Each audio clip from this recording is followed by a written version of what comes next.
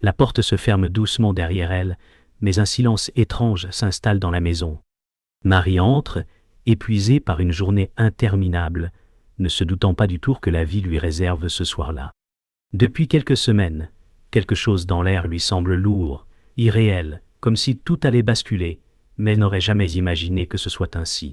En traversant le hall, elle remarque immédiatement l'absence de bruit familier pointant. Elle avance dans la cuisine, et là, son mari, Marc, est assis à la table, une lettre devant lui. Il ne lève même pas les yeux en l'entendant entrer, ses mains tremblantes trahissant son trouble. Il ne dit rien, mais son silence semble assourdissant. Point pécho, de Hanema. Marie se rapproche lentement, le regard fixé sur la lettre, sentant son cœur battre plus fort dans sa poitrine. Elle s'arrête juste avant la table. Puis, il murmure, d'une voix froide et distante. Il faut qu'on parle. Ces mots, qu'elle a redoutés tant de fois, tombent comme un coup de poignard. Sa respiration se coupe. Elle se tourne vers la lettre, celle écrite par son amie qu'elle croyait être sa confidente, sa sœur de cœur. Elle l'ouvre lentement, le papier glissant entre ses doigts. Les mots, choisis avec soin, détaillent la liaison qu'elles ont eue. Le temps semble s'arrêter, l'atmosphère se fait étouffante, et les murs de la pièce semblent se refermer sur elle. Marie se sent envahie par un mélange d'incrédulité et de douleur, l'air autour d'elle devenant soudainement plus lourd, presque suffocant. La trahison est là, devant elle, et tout ce qu'elle croyait vrai s'effondre. Le choc de la trahison pèse lourdement sur les épaules de Marie. Elle n'arrive pas à saisir l'ampleur de ce qu'elle vient de découvrir. Ses pensées s'embrouillent alors qu'elle regarde le papier dans ses mains. Comment cela a-t-il pu arriver? Comment son mari, celui qu'elle croyait son pilier, a-t-il pu la trahir de cette manière?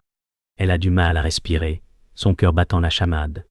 Elle se rappelle tous les moments partagés avec Marc, tous les rires, les promesses d'une vie ensemble, et maintenant tout cela s'effondre comme un château de cartes. La douleur est insupportable, un mal sourd qui ne cesse de croître. Elle se sent perdue comme si elle flottait dans un océan de mensonges et de tromperies. Elle serre la lettre contre elle, la réalité l'engloutissant lentement. Comment ai-je pu ne rien voir? Se demande-t-elle, mais aucune réponse ne lui vient. Il y a juste le vide profond de l'incertitude. Elle se sent vide à l'intérieur, incapable de comprendre ce qui a mené à ce moment. La confusion l'envahit alors qu'elle reste là, figée, dans le silence de cette trahison dévastatrice. Le silence dans la pièce devient insoutenable. Marie ne sait plus quoi dire, tout ce qui lui vient à l'esprit semble inutile.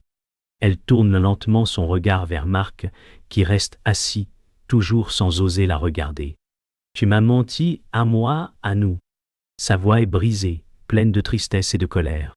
Marc, d'une voix faible, tente de s'expliquer. Il parle de regrets, de faiblesse, de moments où il s'est laissé emporter par la tentation. Mais pour Marie, rien de tout cela n'a de sens. Chaque mot qu'il prononce semble plus éloigné de la vérité, comme si cela ne faisait que creuser encore plus le fossé entre eux. Marie se lève brusquement, ne pouvant plus supporter la proximité de l'homme qu'elle aimait. « Je ne peux pas te croire, » dit-elle en s'éloignant, sa voix tremblante de rage et de désespoir.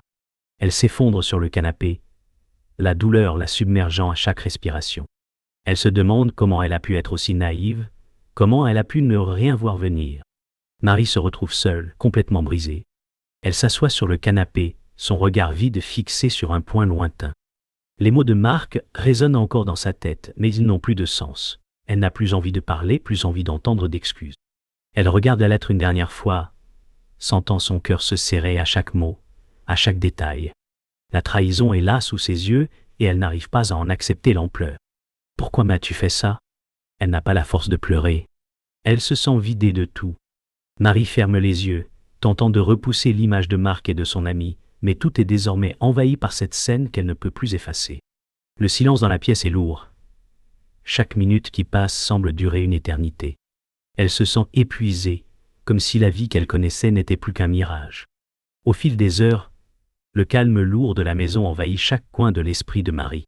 Les pensées tourbillonnent sans cesse, mais il n'y a pas de réponse, seulement des questions. Comment continuer à vivre après une telle trahison? Mais Comment se relever lorsque tout ce en quoi elle croyait s'effondre sous ses pieds? Elle repense à son ami, à Marc, à leur complicité. Mais la vérité est maintenant là, irréfutable. Elle ne pourra jamais revenir en arrière. Marie se lève lentement, ressentant une étrange douleur dans ses jambes, comme si son corps lui-même refusait de bouger. Elle se dirige vers la fenêtre, regardant dehors sans vraiment voir. « Je ne sais pas quoi faire », murmure-t-elle. La solitude devient insupportable, mais elle comprend que cette douleur, aussi profonde soit-elle, fait partie de son cheminement. Le monde autour d'elle continue de tourner, mais pour Marie, tout semble figé dans cette nuit de trahison. La question reste, que faire de tout cela maintenant? Marie ne sait plus où aller. Les souvenirs de Marc, de leur vie ensemble, l'envahissent. Chaque coin de la maison semble résonner avec leur passé commun, et pourtant, il ne reste plus rien de ce qu'elle croyait être vrai. La trahison, cette déchirure dans son âme, l'accompagne partout où elle va.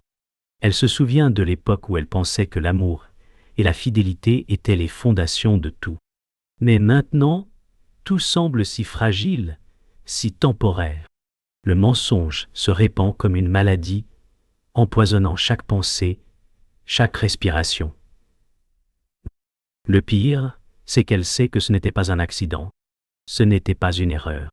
Marc a choisi de la trahir.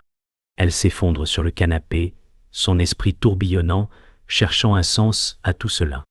Ses mains tremblent alors qu'elle prend son téléphone, hésitant à appeler son ami, mais elle sait au fond d'elle que cela ne changera rien.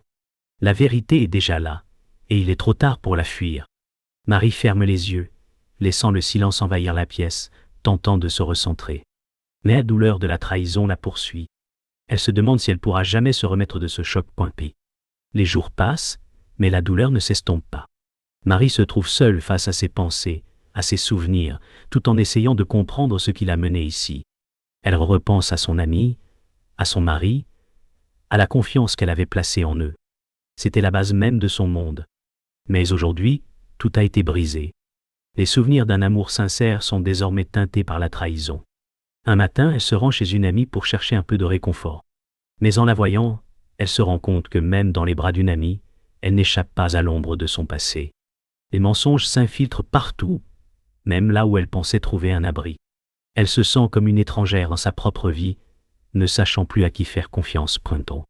La colère monte en elle, mais elle l'engloutit dans le silence. Elle préfère être seule, même entourée. Peut-être est-ce là sa seule solution? S'éloigner de tout ce qui représente cette vie qu'elle croyait vraie. Marie commence à se reconstruire lentement, mais il est difficile de guérir quand chaque regard, chaque geste, rappelle la trahison. Elle essaie de reprendre une vie normale, de sortir, de rencontrer des amis, mais chaque petit moment de bonheur semble irrémédiablement entaché par la douleur. Un soir, alors qu'elle se promène dans le parc, une vague de colère la traverse. Pourquoi la vie lui a-t-elle infligé cela? Pourquoi elle? Mais en même temps, quelque part au fond d'elle, une petite voix lui dit que cette épreuve, aussi dure soit-elle, pourrait aussi être l'occasion de se réinventer, de se retrouver elle-même. Il lui faudra du temps, sans aucun doute, mais elle sait qu'elle doit avancer. Ce n'est pas facile, et certains jours sont plus sombres que d'autres. Pourtant, elle refuse de se laisser abattre. Elle se rappelle les raisons pour lesquelles elle a aimé, pour lesquelles elle a cru, et cela l'aide à rester forte. La guérison sera longue, mais elle commencera un jour, à son propre rythme. Elle prend une profonde inspiration, prête à tourner la page, à avancer. Un jour, Marie décide d'affronter Marc. Elle le rencontre dans un café, un lieu où autrefois ils auraient ri et discuté de tout et de rien. Aujourd'hui, le silence pèse lourdement entre eux. Marc commence à parler, mais ses mots lui semblent vides, dépourvus de sens. Il s'excuse, il regrette, il veut réparer ce qu'il a brisé. Mais pour Marie, rien ne pourra réparer cette trahison. Elle l'écoute sans dire un mot, analysant chacun de ses gestes, chaque regard fuyant. Quand il finit de parler, elle prend une grande inspiration, puis répond d'une voix calme mais ferme. « Ce que tu as fait ne pourra jamais être effacé, et je ne peux pas revenir en arrière. » Ces mots tombent lourdement, et l'air autour d'eux semble se condenser dans ce simple constat. Marc tente de s'expliquer davantage, mais Marie se lève, prête à partir. La conversation ne mène nulle part, et au fond d'elle, elle sait que cette confrontation était nécessaire pour sa propre guérison. même si elle ne change rien à ce qui a été brisé. Après cette confrontation, Marie se sent épuisée mais aussi libérée, comme si un poids avait été enlevé de ses épaules. Elle retourne chez elle, mais cette fois, l'atmosphère semble différente.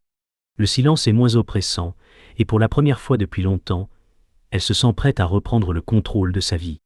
Elle commence à organiser son espace, à trier ses affaires, et chaque petit geste de réorganisation devient un acte symbolique de sa renaissance. Elle se rend compte que la guérison n'est pas linéaire, qu'elle aura des hauts et des bas, mais qu'elle est sur la voie de la reconstruction. Marie sait qu'il lui faudra encore du temps, mais la douleur commence à se dissiper, doucement. Elle regarde par la fenêtre, le ciel s'assombrissant avec la tombée de la nuit, mais au fond d'elle, un sentiment d'espoir commence à émerger. Le vent froid du matin frappe le visage de Marie, alors qu'elle se promène dans la rue. Les jours passent, mais elle se sent toujours perdue. Les souvenirs de la trahison sont partout, dans chaque coin de la ville, dans chaque détail de sa vie quotidienne. Et chaque conversation qu'elle a semble teintée de son ancienne réalité, chaque interaction avec les autres, lui rappelle ce qu'elle a perdu. Mais Marie commence à comprendre quelque chose d'essentiel. Elle ne peut pas continuer à vivre dans l'ombre de ce passé.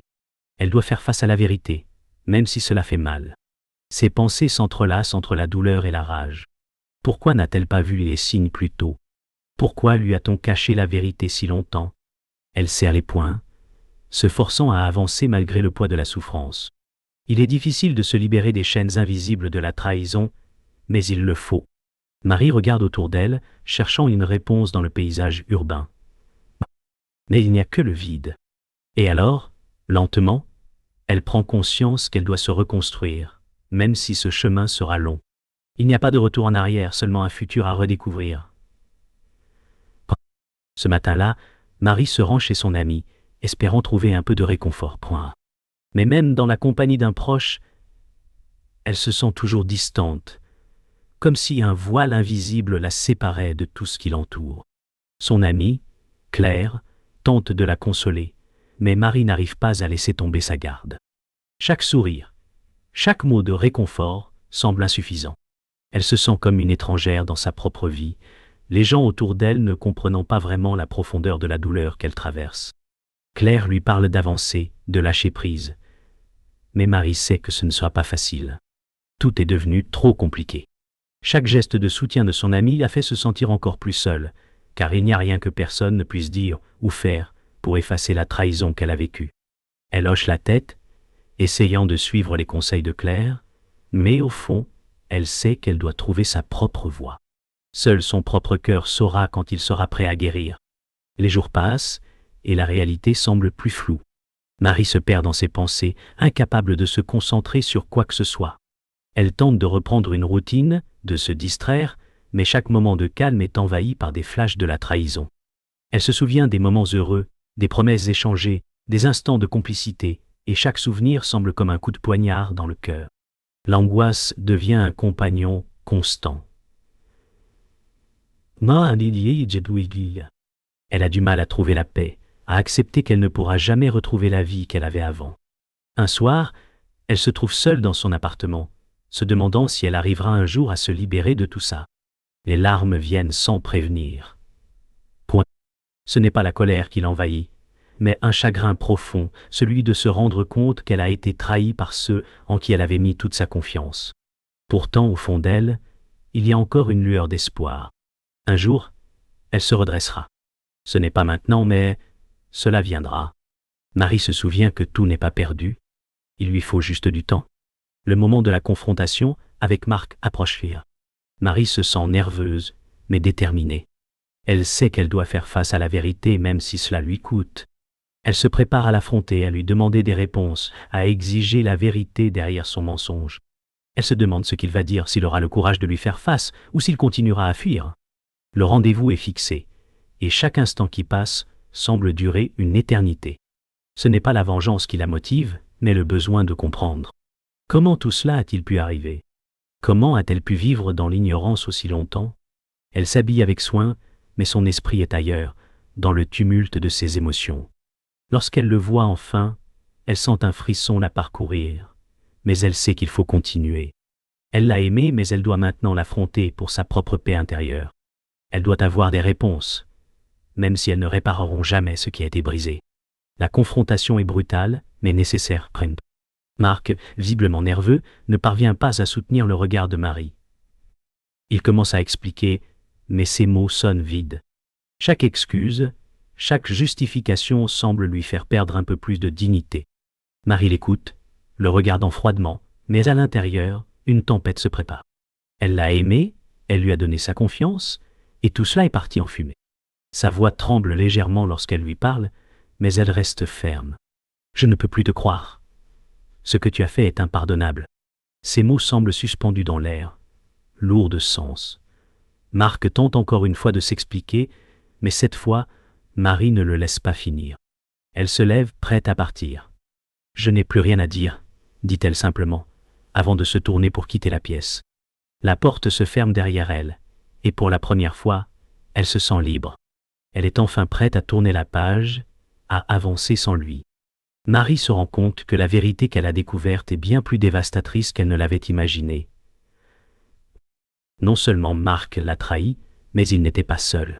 Sa sœur, cette personne en qui elle avait toute confiance, a été complice de cet acte. La découverte de ce secret enfoui la frappe comme un coup de poing.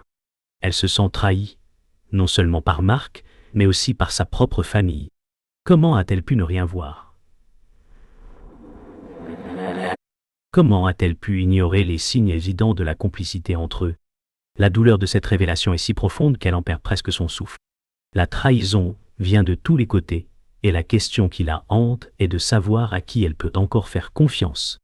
En elle, la rage monte, mais c'est une colère silencieuse, contenue. Elle se force à garder son calme, à comprendre ce qui se passe dans sa tête, avant de prendre une décision. Elle se souvient de la complicité de sa sœur, des moments partagés, et tout cela semble désormais irréel. Il n'y a plus de retour possible. Tout a été manipulé. Elle sait que cette confrontation sera un moment décisif, mais est-elle prête à faire face à la vérité encore plus douloureuse? Le lendemain, Marie rencontre sa sœur, Claire, dans un café P1.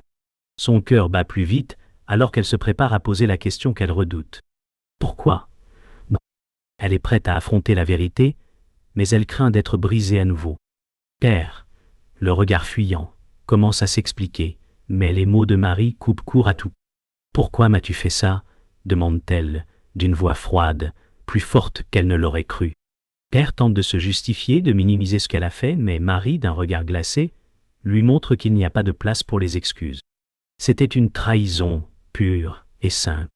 Elle a laissé son ami et son mari, ceux qu'elle croyait les plus proches, la tromper ensemble. Chaque mot de Claire semble encore plus injustifiable que le précédent.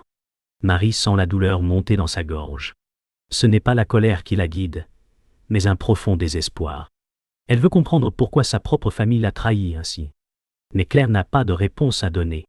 La douleur s'intensifie, mais cette fois, elle refuse de se laisser abattre. C'est une fin, mais aussi un début. Le silence entre elles est lourd, presque insupportable. Marie attend que sa sœur parle, qu'elle justifie ses actions. Mais Claire n'a rien à dire. Elle a trahi sa sœur, et il n'y a pas de rédemption pour cela. « Tu m'as volé ma confiance, Claire, » dit Marie d'une voix tremblante, mais pleine de force. Les mots de Marie résonnent dans la pièce, remplis d'une douleur profonde. Claire finit par murmurer, une tentative de justification, mais Marie l'interrompt, ne supportant plus d'entendre des excuses qui ne sont que des mots vides. Elle se lève, prête à partir, mais avant de tourner le dos à sa sœur, elle lui dit « Je ne peux plus être proche de toi, pas après ça. » Ces mots tombent comme des pierres, marquant la fin de cette relation qu'elle chérissait tant. Claire reste là, silencieuse, incapable de répondre. Marie quitte le café, chaque pas la rapprochant de sa liberté, de la paix qu'elle espère trouver un jour. La confrontation était inévitable, mais maintenant, elle sait que l'avenir sera différent, qu'elle sera plus forte. Marie se retrouve seule dans les rues, son esprit encore en guerre avec tout ce qu'elle vient d'entendre. La confrontation avec sa sœur, aussi difficile qu'elle ait été, lui a permis d'avancer. Mais cette avancée ne signifie pas que la douleur s'estompe immédiatement. Le poids de la trahison est toujours là, dans chaque coin de sa vie. Elle se sent brisée, mais aussi libérée, comme si un fardeau lourd avait été enlevé. La solitude est devenue son amie, mais elle commence à comprendre que cette solitude n'est pas une fin. C'est le début de son indépendance, de sa force retrouvée. Elle sait que le chemin sera encore long, mais aujourd'hui, pour la première fois depuis longtemps, elle se sent prête à le parcourir. Les émotions se bousculent, mais au fond d'elle, un sentiment de clarté émerge. La guerre intérieure commence à s'apaiser. Il est temps pour elle de retrouver la paix et de reconstruire sa vie sur de nouvelles bases. Marie se réveille un matin avec un sentiment étrange. Le ciel est clair, et pour la première fois, elle se sent prête à affronter un nouveau jour. Il y a encore de la douleur, des cicatrices invisibles, mais elle commence à accepter que ces blessures fassent partie d'elle désormais. Elle se dirige vers la fenêtre, observe l'horizon, et se surprend à sourire, malgré la lourdeur de son passé. Ce sourire n'est pas celui d'un oubli, mais celui de quelqu'un qui a trouvé la force de se relever. La trahison a été dure, mais elle a appris quelque chose d'important. Sa vie ne dépend plus de ceux qui l'entourent, mais d'elle-même. Elle se prépare pour la journée, consciente que le chemin de la guérison est encore long. Mais aujourd'hui, elle sait qu'elle est prête à avancer, un pas après l'autre. Marie se réveille tôt ce matin-là. La lumière douce du matin filtre à travers les rideaux de la chambre au point. Elle se sent différente. Les jours sombres semblent s'éloigner peu à peu. Elle ne se sent plus prisonnière de la douleur, mais libérée d'une lourde chaîne. La trahison de Marc et de sa sœur est encore là, dans sa mémoire. Mais elle commence à comprendre que tout cela fait partie d'un passé qu'elle ne peut pas changer. Ce n'est pas un oubli, mais un processus de guérison. Elle regarde autour d'elle, le silence dans la pièce étant presque apaisant. Elle a appris à ne plus craindre la solitude, à l'accepter comme une amie, une alliée dans son cheminement. C'est une solitude qu'elle choisit, et non plus une solitude imposée par la douleur. Elle sait maintenant que la guérison prendra du temps, que les cicatrices émotionnelles sont longues à guérir, mais elle est prête à les accepter. Elle se relève du lit, un sourire léger aux lèvres, prête à affronter la journée, sachant que le chemin est encore difficile, mais qu'il est le sien. Marie décide de sortir, de se reconnecter au monde extérieur, mais d'une manière différente. Elle ne cherche plus à fuir ses pensées, ni à éviter la douleur. Elle s'accepte avec ses failles, ses cicatrices. En marchant dans la rue, elle observe les gens autour d'elle. Elle remarque leur propre lutte, invisible mais présente, et pour la première fois, elle se sent en phase avec le monde. Elle se rend compte que chaque personne porte une histoire, un fardeau, et qu'il n'y a pas de honte à être brisée. Elle se sent plus forte, non pas parce qu'elle n'a plus de douleur, mais parce qu'elle a appris à vivre avec peine. En croisant des regards dans la rue, elle sourit discrètement, un geste qui marque la fin de la partie de son existence où elle cherchait des réponses externes. Elle sait maintenant que la force réside dans l'acceptation de soi. Et cela commence aujourd'hui, ici, dans ce moment de paix intérieure. Le soir tombe, et Marie se retrouve seule chez elle, mais ce n'est plus un fardeau. La solitude n'a plus le même goût amer qu'auparavant. Elle s'assoit près de la fenêtre, un livre à la main, mais ses pensées s'échappent.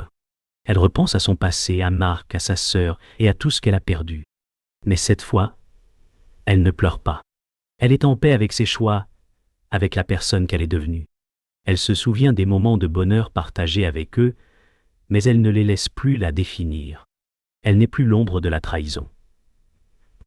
Marie sait que bien que le temps ne guérisse pas tout, il lui a offert une chance de renaître. Elle ferme les yeux, sentant la chaleur de la pièce autour d'elle. Elle accepte que la douleur fasse partie d'elle, mais qu'elle n'ait plus le pouvoir de la contrôler. Ce soir-là, elle décide de laisser le passé derrière elle et de se concentrer sur le présent. Le futur est une promesse d'espoir, et Marie sait qu'elle le construira à sa manière. Le lendemain, Marie prend une décision importante. Pour d'elle doit, mais une décision importante. Elle décide de retourner dans les lieux qu'elle aimait autrefois, ceux qu'elle avait évités pendant si longtemps. Elle veut retrouver la paix, non pas en fuyant son passé, mais en l'affrontant. Elle se rend au café où elle avait l'habitude de passer du temps avec Marc et sa sœur. En entrant, elle ressent un mélange de nostalgie et de résilience. Ce café, autrefois un lieu de rire et de complicité, est désormais un symbole de ce qu'elle a traversé. Mais plutôt que de fuir, elle s'assoit à une table près de la fenêtre. Elle observe les gens autour d'elle, respirant profondément, savourant ce moment de tranquillité. Pour la première fois, elle réalise qu'elle n'a plus besoin de ces lieux pour se sentir bien. La guérison est en elle et elle est prête à avancer. Elle ne craint plus les souvenirs, elle les accepte comme une partie intégrante de son histoire. Le jour se termine et Marie se sent prête à commencer un nouveau chapitre de sa vie. Ce n'est pas un chapitre sans douleur, mais un chapitre qu'elle écrit elle-même. Le passé ne la définit plus, il fait partie d'elle, mais elle ne permet plus qu'il guide ses actions. Elle sait qu'il y aura encore des moments difficiles, des moments où la tentation de regarder en arrière sera forte. Mais pour la première fois, elle se sent prête à avancer sans crainte. Elle s'allonge dans son lit, prête à s'endormir, un sentiment de paix l'envahissant. Point. Demain est un autre jour, pense-t-elle, fermant les yeux. La guérison est un voyage, et bien qu'il soit long, elle sait maintenant qu'elle est capable de le parcourir seule, forte et sereine. La trahison est derrière elle, et l'avenir l'attend. Marie se réveille tôt, un rayon de soleil illuminant la chambre. La douleur du passé est encore là, mais elle commence à la supporter. Elle est prête à se libérer. Elle a accepté ce qu'elle a traversé et se concentre sur l'avenir. Chaque petit pas vers la guérison est un acte de force. Elle est prête à avancer seule, sans remords, dans ce nouveau chapitre de sa vie. Marie décide de marcher dans le parc. Le matin est calme et l'air frais apaise son esprit. Elle accepte sa solitude et trouve du réconfort dans ce moment. La guérison se fait petit à petit, sans précipitation. Elle sourit aux passants, appréciant cette paix intérieure. La vie continue et elle apprend à avancer avec sérénité. Chez elle, Marie réorganise son appartement. Ce changement dans son espace symbolise sa transformation intérieure. Chaque petit geste de réaménagement est un acte de guérison. Elle se sent plus forte, prête à redéfinir sa vie. Elle accepte le passé mais ne le laisse pas la contrôler. Elle a appris à vivre avec sans s'en laisser affecter. Marie retrouve ses amis pour une soirée. Elle se sent pleinement elle-même, entourée de ceux qui l'aiment. La douleur n'est plus au centre de sa vie. Elle profite de chaque instant, s'ouvrant à de nouvelles expériences. Ce moment simple avec ses amis lui rappelle que la vie continue, et elle est prête à l'embrasser pleinement. Le lendemain matin, Marie se sent plus forte. Elle est prête à avancer, à créer un avenir sans regarder en arrière. La guérison prend du temps, mais elle est sur le bon chemin. Elle sourit, regardant par la fenêtre. Ce matin-là, elle sait que le futur est plein de possibilités et qu'elle a la force d'en faire sa propre histoire. Marie marche dans la rue, se sentant plus légère. La trahison est derrière elle, et chaque pas la rapproche de la paix intérieure. Elle a accepté son passé sans s'en laisser définir.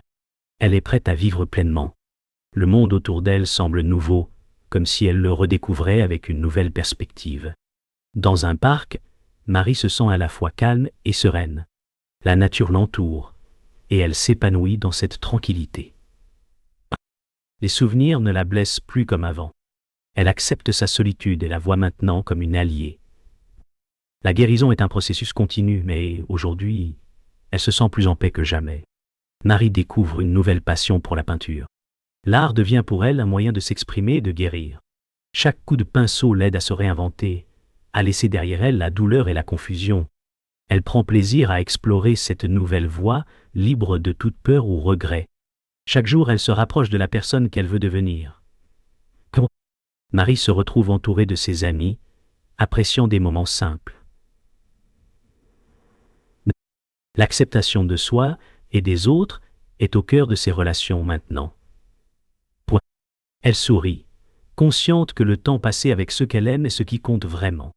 La vie continue, et Marie choisit de la vivre avec ouverture et gratitude. Le matin arrive, et Marie se réveille avec un sentiment de renouveau.